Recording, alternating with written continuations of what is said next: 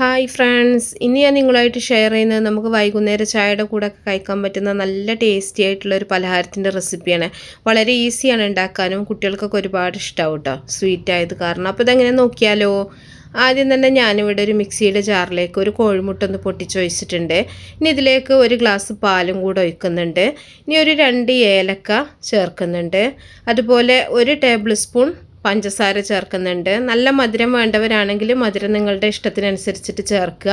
ഇനി കുറച്ച് ഉപ്പും കൂടെ ചേർത്തിട്ട് നല്ല പോലെ ഇതൊന്ന് മിക്സിയിൽ അടിച്ചെടുക്കുക. അതിനുശേഷം 1 ഗ്ലാസ് മൈദയാണ് ഇതിലേക്ക് ചേർത്ത് കൊടുക്കുന്നത്. മൈദക്ക് പകരം വേണമെന്നുണ്ടെങ്കിൽ നിങ്ങൾക്ക് ആട്ടപ്പൊടിയും ചേർക്കാം. മൈദ ആകുമ്പോൾ കുറച്ചും കൂടെ ടേസ്റ്റ് ഉണ്ടാവും. ഇനി മൈദയും കൂടെ ചേർത്തിട്ട് നല്ല പോലെ ഒന്ന് അടിച്ചെടുത്തതിന് ശേഷം ഇതൊരു ബൗളിലേക്ക് ഒഴിച്ചു കൊടുക്കുന്നുണ്ട്. ഇനി ഇതിലേക്ക് 1 ടീസ്പൂണോളം ഓയിൽ ഒഴിക്കുന്നുണ്ട്. ഈ ഓയിലിന് പകരം നിങ്ങൾക്ക് നെയ്യോ ബട്ടറോ നിങ്ങൾക്ക് ചേർക്കാം. ഞാനിവിടെ ഓയിലാണ് ചേർത്തിട്ടുള്ളത്. ഇനി ഒരു നുള്ള് ബേക്കിംഗ് സോഡയും കൂടെ ചേർക്കുന്നുണ്ട്. സോഡാപ്പൊടി ചേർക്കണം നിർബന്ധമൊന്നുമില്ല.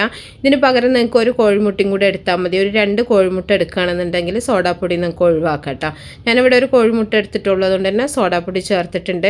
എന്നിട്ട് നല്ല പോലെ ഇളക്കി ഒന്ന് മിക്സ് ചെയ്യുക. ഇനി പ്രത്യേകിച്ച് പണിയൊന്നുമില്ല. അത് മാവ് റെസ്റ്റ് ചെയ്യാൻ വെക്കേണ്ട ആവശ്യമൊന്നുമില്ല കേട്ടോ. നമുക്ക് ഇനി നമ്മളിത് ഓരോ പാൻ കേക്കായിട്ട് ചുട്ടെടുക്കുകയാണ് ചെയ്യുന്നത്. അപ്പോൾ അതിലേക്കുള്ള ഒരു തേങ്ങയുടെ ഒരു ഫില്ലിങ് കൂടെ നമുക്ക് റെഡിയാക്കി എടുക്കാം.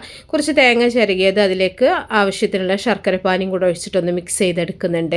ഇനി ഇതിലേക്ക് അണ്ടിപ്പരിപ്പ്, മുന്തിരി ഇതൊക്കെ നിങ്ങൾക്ക് വേണമെങ്കിൽ ചേർത്ത് കൊടുക്കാം. ഇനി നമ്മൾ കലക്കി വെച്ചിട്ടുള്ള മാവ് ചൂടായിട്ടുള്ള പാനിൽ ഇതുപോലെ ഒഴിച്ചിട്ട് ഓരോന്നായിട്ട് നമ്മൾ ചുട്ടെടുക്കുകയാണ് ചെയ്യുന്നത്. ഏത് വലുപ്പത്തിലും നിങ്ങൾക്ക് ചുട്ടെടുക്കാം. ചെറുത് വേണമെങ്കിൽ അങ്ങനെ, ഇല്ലെങ്കിൽ വലുതാക്കിയിട്ടോ, അതൊക്കെ നിങ്ങളുടെ ഇഷ്ടം പോലെ ചെയ്യാം.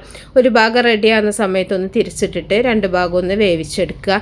ഇത്രയേ ഉള്ളൂ. എല്ലാ മാവും നമുക്കിതുപോലെ തന്നെ ചുട്ടതിന് ശേഷം നമ്മൾ തേങ്ങ റെഡിയാക്കി വെച്ചിട്ടുള്ളത് ഇതിൻ്റെ ഉള്ളിൽ വെച്ചിട്ടൊന്ന് മടക്കിയെടുക്കുകയാണ് ചെയ്യുന്നത്. അതുകൊണ്ട് തന്നെ നമുക്കിതിന് പൊരിച്ചെടുക്കേണ്ട ആവശ്യമോ ഒന്നുമില്ല കേട്ടോ. പാൻ കേക്ക് ചൂടാറുന്നതിന് മുമ്പ് തന്നെ നിങ്ങൾ തേങ്ങ നിറച്ചിട്ട് ഇതുപോലെ ഒട്ടിച്ചു കൊടുക്കുക. പെട്ടെന്ന് തന്നെ ഒട്ടിക്കിട്ടും. പ്രത്യേകിച്ചൊന്നും തേക്കേണ്ട ആവശ്യമൊന്നുമില്ല. അതിൻ്റെ സൈഡ് നല്ല പോലെ തന്നെ ഒന്ന് പ്രസ് ചെയ്ത് കൊടുത്താൽ മാത്രം മതി. അപ്പോൾ നല്ല ടേസ്റ്റി ആയിട്ടുള്ള നല്ലൊരു പലഹാരമാണ്. കണ്ടാൽ നമ്മുടെ പൂവടയൊക്കെ പോലെ തോന്നുകയാണെങ്കിലും നല്ല ടേസ്റ്റാണ് ഇത് കഴിക്കാനായിട്ട്. അപ്പോൾ എല്ലാവരും ഒന്ന് ട്രൈ ചെയ്ത് നോക്കുക. ഇഷ്ടപ്പെട്ട തീർച്ചയായിട്ടും നിങ്ങൾ ലൈക്ക് ചെയ്യുക, ഷെയർ ചെയ്യുക. കുട്ടികൾക്കൊക്കെ വൈകുന്നേരം വളരെ ഈസി ആയിട്ട് ഉണ്ടാക്കി കൊടുക്കാൻ പറ്റും. അപ്പോൾ മാക്സിമം സപ്പോർട്ട് ചെയ്യുക. അപ്പോൾ നല്ല നല്ല റെസിപ്പികളൊക്കെ ആയിട്ട് അടുത്തൊരു വീഡിയോയിൽ കാണാം. ഓക്കേ.